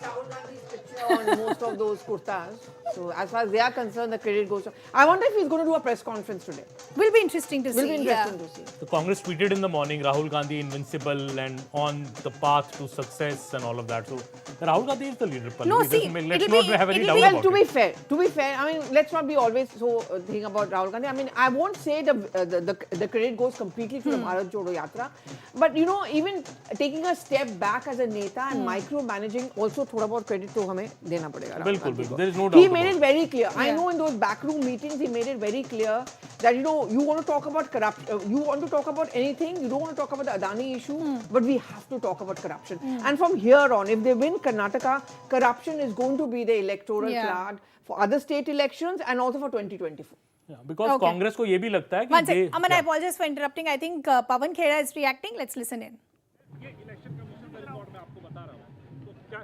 आगे आगे देखिए, बहुत कुछ होना है अभी तो शुरुआत है। भारी बहुमत से हम सरकार बनाने जा रहे हैं, इसमें किसी को कोई संशय नहीं होना चाहिए। जेडीएस ने भी एक तरीके से शुरुआत में कुमारस्वामी ने कह दिया कि हम लोग तो बहुत छोटे प्लेयर हैं, बड़ी पार्टियों के बीच में खेल रहेगा। हालांकि नंबर्स तो अभी आपके पक्ष में है। बात मुद्दों की है, हम जिन मुद्दों पर चुनाव लड़े, उन मुद्दों की जीत हो रही है। भारत जोड़ो यात्रा के वक्त जो मुद्दे शुरू हुए थे, वही मुद्दे पूरे चुनाव के अभियान में भी आपको दिखाई दिए और सुनाई दिए। तो क्या माना जाए कि आप लोगों का जो ये रिजल्ट एक्सपेक्टेड आप लोगों को था, या अभी और भी नंबर आपको लगता है कि मेजॉरिटी प्रूफ आपके पास आएगी? बहुत ही भारी बहुमत से, जैसा कि मैंने आपको कहा, हम सरकार बनाने जा रहे हैं। So how do you see the trends coming in right now? Very encouraging, predictable, but very encouraging. We are absolutely confident of forming a government with absolute majority. So 5 guarantees work, not Bajrang Bali. 5 guarantees worked. God has been kind. And the negative campaign, the divisive campaign of the Prime Minister personally did not work. So Pawan Khera also there reacting, saying baat muddo ki thi. So if those numbers do work in the favor of the Congress party, they're saying it's all about the issues that they've decided to speak about. Now that Pallavi's taken a break, Aman has decided to join me. I think they're going to give me company because they're feeling bad for me. But the other update that we're also getting before we analyze some more, Aman, is that Priyanka Gandhi in fact is leading from the Chitapur assembly seat. And it was interesting to see the kind of attacks that came for Mallikarjun Kharge as well as Priyanka Gandhi because of the name calling narrative, where the BJP said, see, this reflects the mindset of the Congress party. They want to belittle the position of the Prime Minister. Many question whether this will backfire for the Congress party as well. What did you see that entire political war of words? Not new for any political party, but why does name calling become so prominent as far as election campaigning is concerned? And Riddhima, that name calling never helps the Congress. So I think this is a lesson that Congress will also take from the Karnataka election, especially that personal attacks against the Prime Minister, such kind of personal vile abuses really don't work because Prime Minister, whatever said and done, even if BJP loses Karnataka today, if it seems like it from these initial results that BJP is on the back foot, it doesn't mean that the PM's popularity is anyways down in Karnataka. PM still remains by far the most popular leader in Karnataka when it comes to the national level. We might see a complete reversal of the situation. And in fact, BJP may win maximum seats in the Lok Sabha election next year in 2024 in Karnataka. So in a way, those personal attacks do not actually they backfire, and I think Mr. Mallikarjun Kharge realized it quickly when he said that poisonous snake remark. Within 3 to 4 hours he expressed a special regret and tried to put the issue at rest. But we still saw the Prime Minister milking that issue. You know, he went to the election rally. But even there, you know, Aman, it was interesting. On the same day when, as you're rightly pointing out, Mallikarjun Kharge said, I was actually talking about the BJP, not the Prime Minister. But minutes within that, Pallavi, you had a tweet from Priyanka Gandhi listing out the qualities or whatever he meant at that time, or what qualifies as far as a poisonous snake is concerned. So even then, the messaging that the Congress was sending looked divided. Whether they want to distance themselves from the comment, or whether they want to stay with that was comment. also the intention, you know. You just, one of the best strategies is also to confuse. So I think the Congress party also, I mean, they started talking about, the Prime Minister made a reference to that, na? Ki Neelkant and Shivji ke gale mein saap and all of that. And you had Mallikarjun Kharge being, you know, like the gracious leader by saying, okay, if I've hurt anybody, I've taken it back. The rest of the Congress jumping over, you know, the BJP. And again, Priyanka Gandhi Vadra as being fielded as the most aggressive voice to take on the Prime Minister. She said that PMO gives out a list of 91 instances when we've attacked the Prime Minister. But agar hum chhapna shuru karenge to bahut sare kitabe and mudde pe aaye, Pradhan Mantri ji, patri pe aaye, you know, something like that. So she goes on and on. So she became that face taking on the Prime Minister. And I think that's the calculation. For 2024 elections, you know, she's definitely going to be fielded more and more because there's a sense within the Congress party that if anyone can take on the Prime Minister, it's best that a woman takes on the Prime Minister. Not Rahul Gandhi. Not Rahul Gandhi. I think, see, to be fair to him, it's also a compliment, so I hope his supporters don't see us as trolling him. Priyanka has shifted camp from Rahul to Priyanka's very clearly. In the Pallavi, you mean? Pallavi, you call me Priyanka. Sorry, Pallavi. You should be trolled. No, but just going back to what we were discussing a short while ago, because all of this was happening post the disqualification of Rahul Gandhi, even at that time, the messaging and the narrative that was sent out, and Pallavi reported on it extensively, that even if they put us behind bars, they take everything away from us, we'll keep the fight on. So it was that this is a fight for the country, not just for one person. So if these numbers hold, the narrative that the Congress is going to use every mechanism, agencies, whatever, nothing is going to, you know, take us away from issues as far as the country is concerned. I mean, D.K. Shivkumar himself is the face of that. I mean, you know, he always said, I mean, he was arrested, he was called actually for ED investigation even in the middle of the Karnataka elections.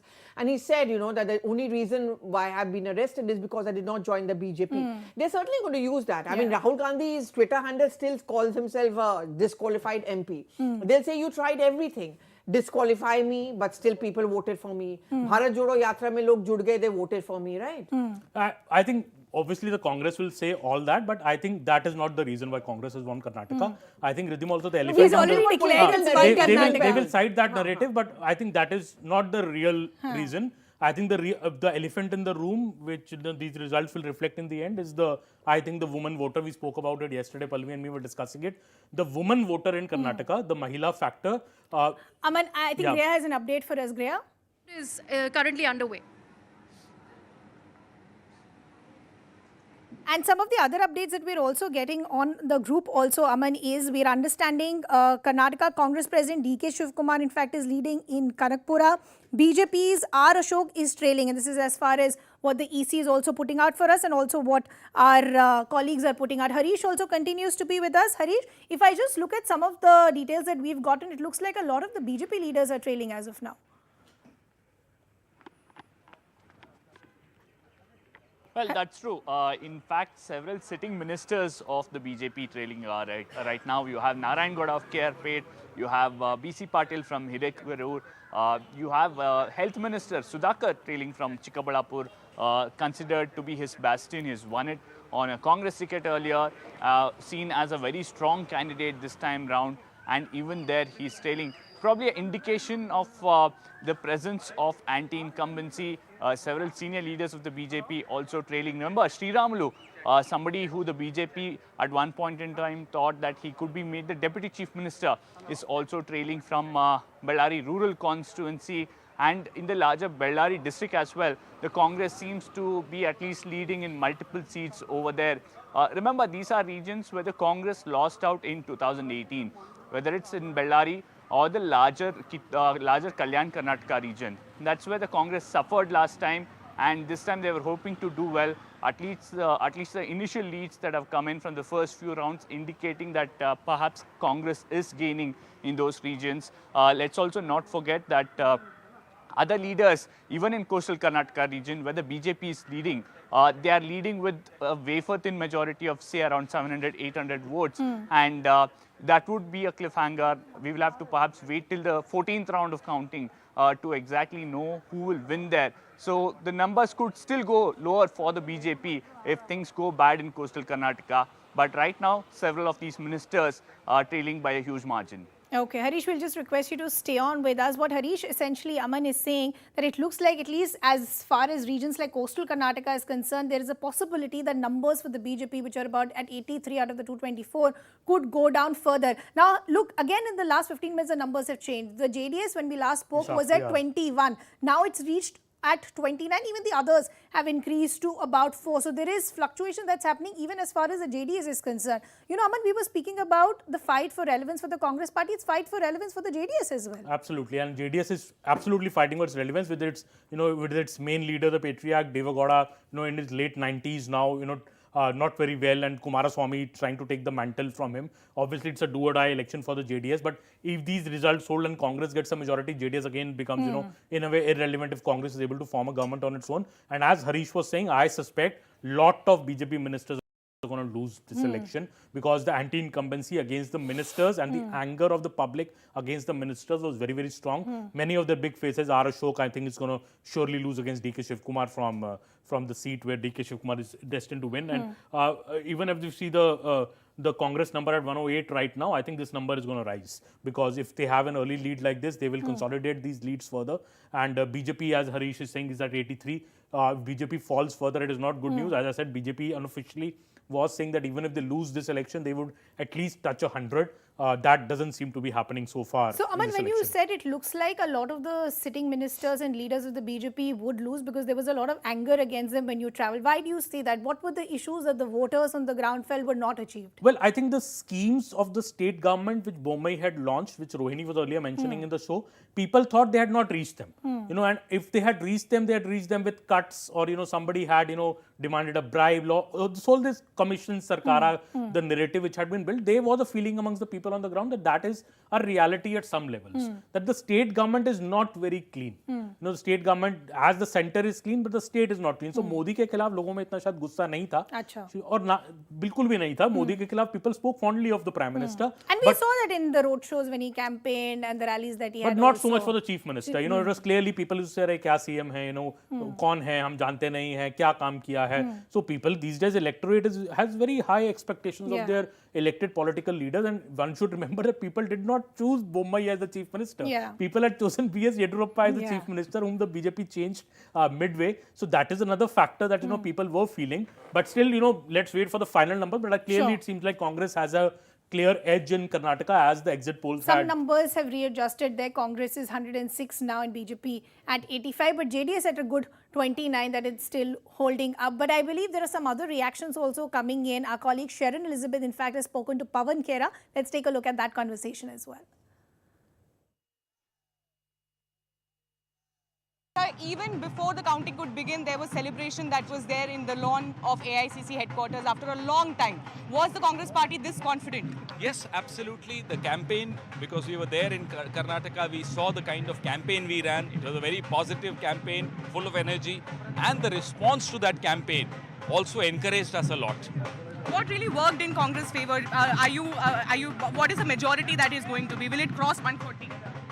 Yes, we are absolutely confident of having a clear, absolute majority. What worked is a good question. Bharat Jodo Yatra, the kind of issues Mr. Rahul Gandhi raised there and the kind of engagements he had there, that set the trend in Karnataka, especially because we spent a lot of days in Karnataka. And then the kind of campaign we ran here was a brilliant campaign. One last question. Now the trouble once again starts. Who is going to be the CM face? That is, of course, going to be a big issue for Congress party. There is no trouble. There is no trouble. Believe me, there is no trouble.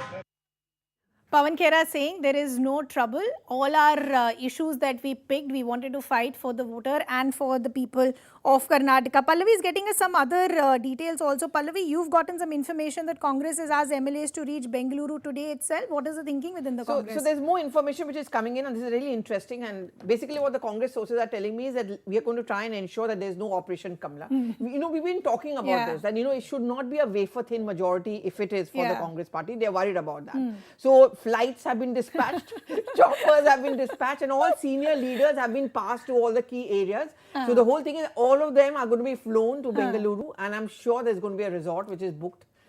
What is now interesting is now we're actually getting more picture that is becoming clear of how different it is from the last election. This is what so we were it's about 28 currently for the Congress, BJP down by 22. And Aman, this is what we were discussing. If the Congress gets to that 120 figure, where will that number come from? BJP se aayega ki JDS se aayega? BJP se aa raha hai, so BJP down by 22, JDS also down by 7. But as you know, the JDS is at a good 30. So in the morning, many were discussing whether JDS will still have that role as a kingmaker. If these numbers hold, it will very much could have the role as far as some sort of deciding factor is concerned. They need to go to 115, 116 at least, the Congress, to be very comfortable about it. Below that, it will be a problem for them because then, this 82 plus 30 becomes 112. It's again in striking distance to the 113. So they'll be very, very worried about that. I think Congress wants to get a clear majority up to 115, and they must be expecting that as in another hour or so, these leads which they have will solidify for them further. Yeah, let's break down region-wise also. Let's begin with Bengaluru because those numbers are also now reflecting. So Pallavi, out of the total 32, it looks like BJP is managed, at least as of now for these numbers, as far as Bengaluru is concerned, pretty much the same picture that we'd seen in last elections also. For the Congress, down by 5 is what we're understanding for now. JDS just about down by 1, so pretty much the same. But as far as the BJP is concerned, at least as far as region, the Bangalore is concerned, that saffron surge remains. Aman? PM Modi's 2 roadshows in Bangalore. It's and showing. Also, I think the urban area, but urban area, exactly, the Congress has not been very thing. Though, again, they tried to push that. I mean, one of their members of parliament, Shiv Kumar's brother himself is a member of parliament from Bengaluru rural, which actually comes into that constituency. Pichli bar 17 pe the na Congress. So they've come down. So they've come down. And BJP is up by 6. I think it was a day before voting, if I'm not mistaken, a day before polling, Rahul Gandhi actually, that's where he met the gig workers 2 days before that. Then he went to a cafeteria, he hops onto a bus. So in his own way, they were trying to woo the urban voters as well. But urban votes have always been a problem for the Congress party. The BJP in state after state has always had that edge. And if you move to central Karnataka, it looks like only pockets of blue that you can see. And look at the increase that we are seeing. Plus 11 is what we are seeing as far as, there's just about 25 seats as far as central Karnataka is concerned. For the BJP, a down of almost 13. JDS is this +2, but not much of a change that we're seeing. But this big number, Big as gain. far as Yeah. 13 is That's a big concerned for gain the for the Congress. BJP. So Congress was calculating central Karnataka. They were having actually a lot of hope. I mean, a lot of the, their campaign and all of that. So they thought that, what we may not gain in, say, a coastal Karnataka or in northern Karnataka, we will get it in central Karnataka. What really has worked for the Congress in central Karnataka, Pallavi, that has gone against the BJP? Well, I mean, I think the fact that they focused a lot of it, and a lot of DK Shivkumar, Siddaramaiah's rallies were in here. So they use a lot of the local leaders over here. That really worked for that, I mean, yes, If you just move from central to coastal, then coastal picture, I don't see much of a change. But it's interesting that the BJP has gone down. Even if down by 2 seats, that would be a big that concern makes for a the difference. That's true. Yeah, so at 10 is what we're understanding as of now. There are only 13 seats as far as this entire coastal belt is concerned. The Congress is up by 2 there as well. JDS and others. Congress had only one MLA in the last election from Mangalore. That was the only sole MLA they had. Yeah. But this time, BJP. But the coastal belt is something that loss. the BJP was banking big on. So even if those 2 seats go for the BJP in this belt, then it it's a looks like setback. that the Congress is making inroads. Because if you make it in the strongholds of the BJP, that means that's where the real voter is shifted. Absolutely. Let's look at some of the other regions also that was coastal. Let's look at southern Karnataka as well. And this is what we were discussing earlier in the day. This is where the picture gets interesting. Congress up by 2. JDS has managed to hold that entire bastion. And this is what we were saying. Smaller parties, Pallavi was pointing this out earlier, that what they focus on is to hold their bastions. And for the JDS as of now, it looks like that's pretty much done, but they're still down by about 7. That number has gone to the Congress. So yes, that's what we were discussing. The JDS, the Muslim voters in old Mysore that shifting to Congress. 4% talk made a difference. 4% The talk, Bajrang Bal manifesto. I think the Congress realized at some point of time that whatever little damage, see, there's a problem, there's a clash between the state and the national level. I mean, at the national level, the Bajrang Dal ban will be used increasingly by the BJP to consolidate its Hindutva vote bank. I mean, Jan is when the Ram Mandir is going to come up. We are going to be closer to a Lok Sabha elections. But I don't know. I mean, the Congress will have to come up with a plan on that. But at the state level, I think at some point of time they decided that it's a risk we'll have to take. Because over here, the Muslim votes can become the swing factor. So that's the reason why the Bajrang Dal ban was actually defended by some. So they made the right noises. Now one person says it's wrong, another person says it's not wrong. Because the day when the manifesto announcement came, there was a lot of backlash. Even the leaders like Veerappa Moily came out the next day and said the state government actually can't do anything as far as a ban is concerned. But this is what Aman was pointing out, that if you think strategically speaking as far as the Congress is concerned, the Muslim voter could actually vote for the Congress, and that's what it looks like, that the JDS vote bank has been eaten up by the Congress party here. Does this look like an interesting story to you, Aman? Absolutely. I think the Bajrang Dal point in the manifesto, there are 2 schools of thought of it in the Congress. One school of thought was it was a big goof up. Why did we even have to say that? Because, anyways, the Muslims are voting for the Congress, but this will offend the Hindu voter who may have voted for the Congress on Also, caste many lines. were asking that we had never heard the Congress speak about it till the time the manifesto announcement happened. Absolutely. So was it really needed? Bajrang Dal office in Bengaluru, you've not been there, I went there. It's a chotu sa office. People don't even know much about it. But you've made them someone big because of the fact that you included it into a manifesto. So now the spin from the Congress is that you guys were calling it a faux pas. It was in fact a master stroke. Because in that comment was meant for old Mysuru. जो जीता वही second है ना, a win has many so तो उनको लगा कि old Mysuru में जो मुस्लिम वोटर जेडीएस के लिए ट्रेडिशनली वोट करता है उसको हम खींच लें अपनी तरफ. I think the 4% reservations that they spoke about Muslims actually worked for them. I think more than this whole Bajrang Dal thing, that is something which worked for them. And they were hammered at Townsend. They were in on and on about it. But this is huge, Pallavi. If they get 9 extra seats in old Mysuru, that may be the difference maker actually. Which means that good number of the JDS but seats have gone as far as... Roadshow was also there. Priyanka and Siddaramaiah, DK Shivkumar. Let's just look at some of the other regions also. The Kalyan Priyanka won this Karnataka election. region as well. This is just about...